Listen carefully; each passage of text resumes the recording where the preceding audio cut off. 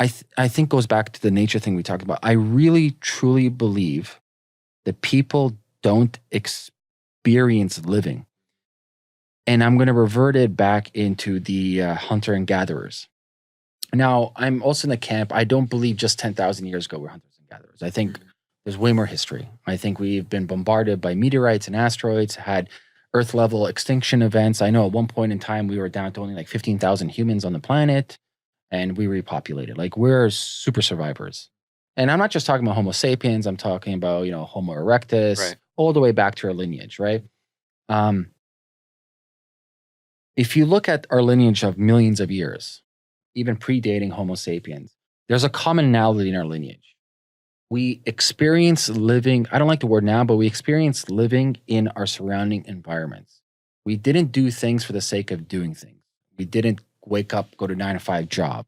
We weren't worrying about mortgages. We weren't worrying about college tuition fees. We had to feed ourselves. Yeah, the Maslow hierarchy needs. What mattered the most is the safety of our little tribe that we had here and getting food and reproduction, right? Food, sex, safety. We're good to go, right? The simple things that matter.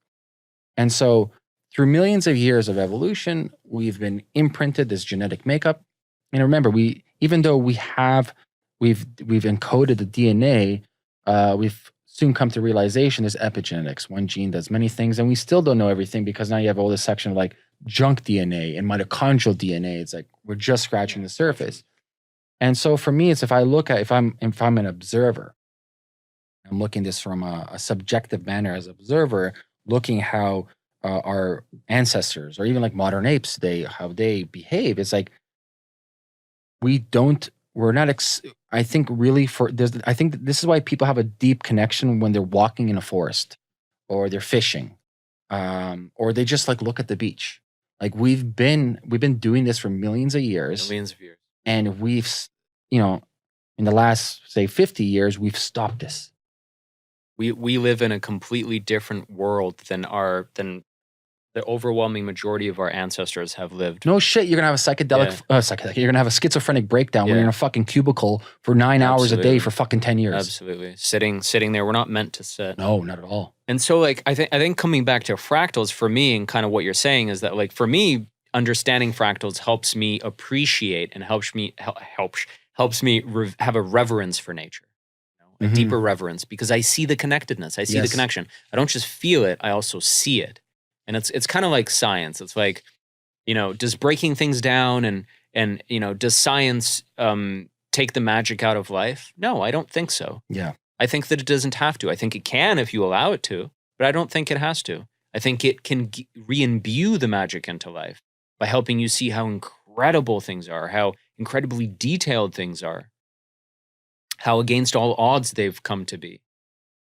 And that's where the fractals come in. It's like, holy cow, everything is actually connected. Mm-hmm. Everything. For me, it's always a mindfuck when I think, I'm like, I was fucking born. Like I come from a sperm and an egg. Dude, I'm a father now. I have a 16-month-old, and I've never been a person who, I've always wanted to go through the process of raising a child and like kind of having a second chance at life, almost, of like teaching him the things I know and sharing. Like I love sharing, right? Mm-hmm.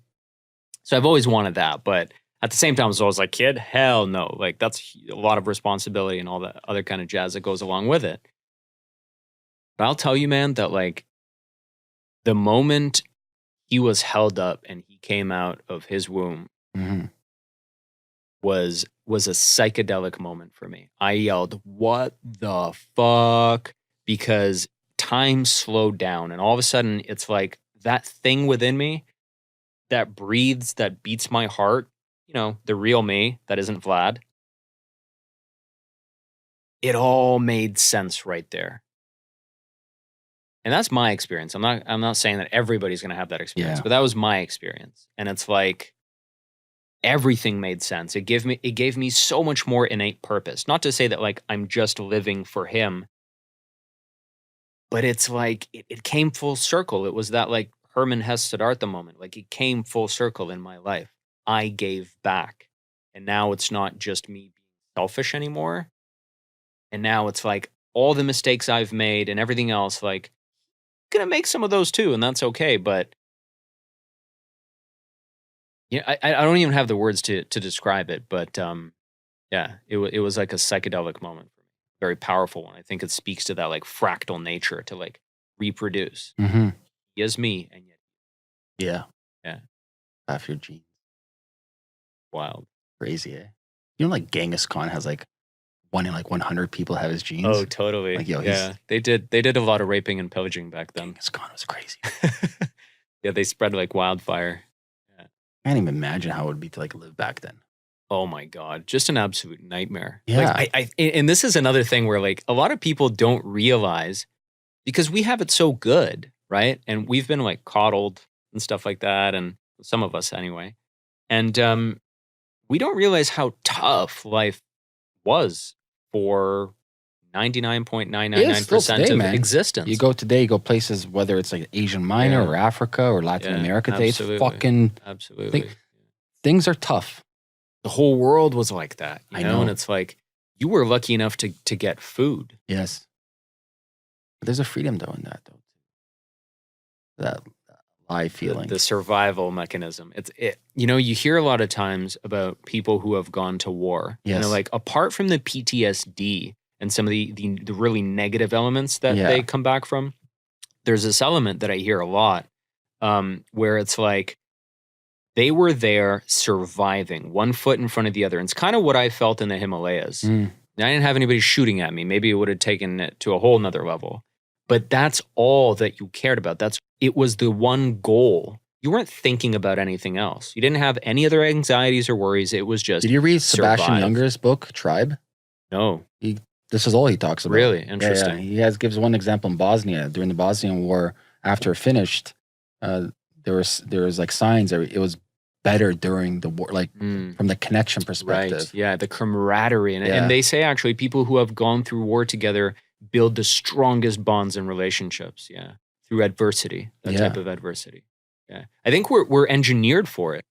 Yeah, I think we're engineered. We're obviously not engineered. Not for war. Yeah. That's what I don't mean to say. I mean, like we're engineered for pushing and for overcoming hardship. Yeah, I think humans in general, I think there are a small group of humans who are sociopaths, who are engineered to kill, and they have no remorse. And that's how they're programmed. Just the fact, just deal with it. And, you know, there's theories now that we pillaged and raped the Neanderthals and we killed them out of existence. And so that's why I think like a small percentage of humans have Neanderthal DNA. But that's on small scale, right? It's different when you have at the tail end of the curve. Yeah, you have nukes and you have tanks and RPGs and F-16s, like a whole different ball game. Obviously, I don't recommend war, nor do I want anyone to go to war. I think war is absolutely fucked. And obviously, it's never the citizens, it's governments. And obviously, the citizens are the collateral damage of nation states that want to control and get resources. And it's all, at the end of the day, it's an incentive model. It's always the little guy. It's always. And so, but there are ways where you can incorporate, like I mentioned earlier, where like, how do you challenge yourself? You know, whether it's a group of friends going together and hiking a crazy hike or hunting or whatever, canoeing, whitewater rafting, some activity It's together. not Netflix. Yeah. Yeah. It's something else. It's not just sitting on your phone. It's not just going out, drinking, partying, whatever that is, or just like working on your business 24/7. Because like, honestly, frankly, like this whole entrepreneurialism thing today, and it's like how sexy it's become. That's another thing that can be very dangerous. Mm-hmm.